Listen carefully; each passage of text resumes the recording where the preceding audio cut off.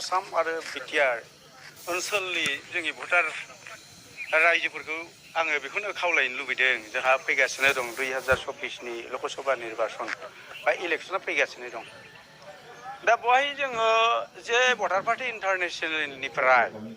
जों जे उद्देश्य लानानै जोङो बे मेलखौ खुंदों बे जोङो माखासे सिंनि बाथ्रा जों माने रणकौशल जे भाबै जों जुद्ध नांगोन बेफोरनि थाखाय जोङो जे कौशलखौ जोङो लानानै जोङो जुद्ध खालामगोन बेखौनो जोङो दिनै सावरायदों दा बिथांमोननि जे स्पिच बिथांमोननि जे उद्देश्य आरो लक्ष्य बेवहायथ' जों माने कन्टेस्टखौ जोङो नुदों जे बिथांमोनहा जे सोरनि सिनेमाया मा फ्लप जाहैगोन बेखौ जों दाबो नुथ'वाखै हा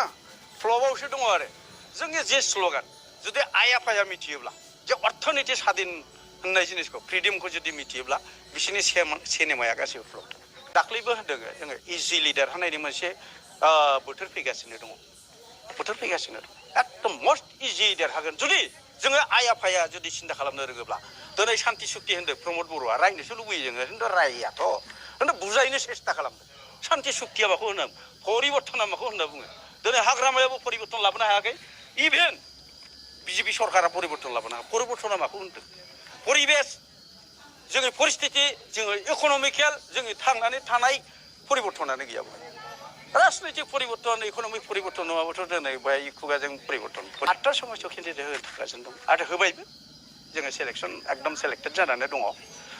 दा बिनि गेजेराव जोङो फार्स्ट क'क्राझारखौ जोङो इजि हमनानै लादों आरोखि बिराद इन्टारेस्टिं बेहाय गेलेगोना जोङो माने मोजां मोनदों आरो जोंनि स्ल'गाना साफा रावखौबो रायनोबो दरखार गैया बिथांमोनहा गन्थं दङब्ला बिथांमोनहा जुदि दिमाग दङब्ला बिथांमोनहा जुदि मान सन्मान दङब्ला प्रत्येकटा भारतबर्षनि बा जोंनि आसामनि दोल संगठनफ्रा लाजिनानै ओंखारासो जानांसिगौ बिसोरो पलिटिकेलाव बिथांमोनहा एक्सपिरियेन्स दंना गैया सामसे थगायना जाबावनो मानसिखौ एसेबां लेखा गोरों गामि 6जन 7जन 10जन 12जन MA पास BA पास मानसि दङ दा बर्थमान बिथांमोनहा सोलोंनो दरखार दं भारत गान्धी जोंनि बिश्व आत्मा पलिसि डाइरेक्टर बिथांनिफ्राय बे MA पास BA पास इडुकेटेडफ्रा सोलोंनो नाजानांगौ बबे देशआव बबे कन्डिसनजों थांनानै दङ बेखौ सोलोंनोसो नाजानांसिगौ भटार पार्टियाव लोब फैनांगौ बिनि उनावसो अर्थनैतिक स्वाधीनता जायाब्ला बर'लेण्ड बा बिटिआर बा उमुक थुमुक स्वाधीन जानानै खुनु लाब गैया अर्थनैतिक स्वाधीन नांगौ बे दा अर्थनैतिक स्वाधीन होननायखौ बिथांमोनहा बुजिना बुजिया आङो लासिं मोनो आरो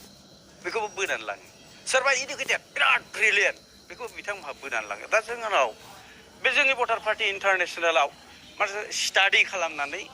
फैनो समाय दङ आरो फैगोनबो बोथोरा थोनो जोमैया दाखियोब्ला अखाया हागोन अखाया हायोब्ला बानाया जागोन बे ध्रुब सत्य आरो फैगासिनो दं आरो फैगोन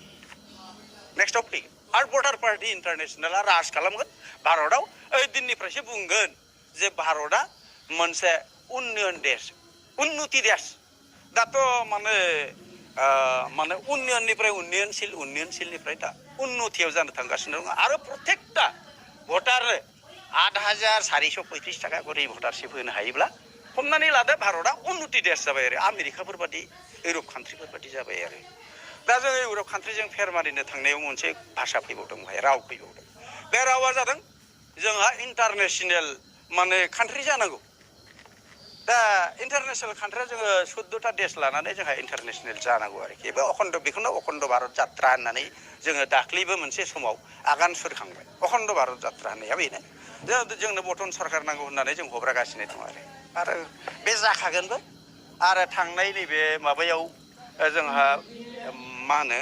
नेपालावबो बे मिटिङा जाखांखाबाय सिगनेटरिफ्रा 12टा देशनि मानसिफ्रा सिगनेचार होखाबाय देशा काठमान्डुआव जाफुंबाय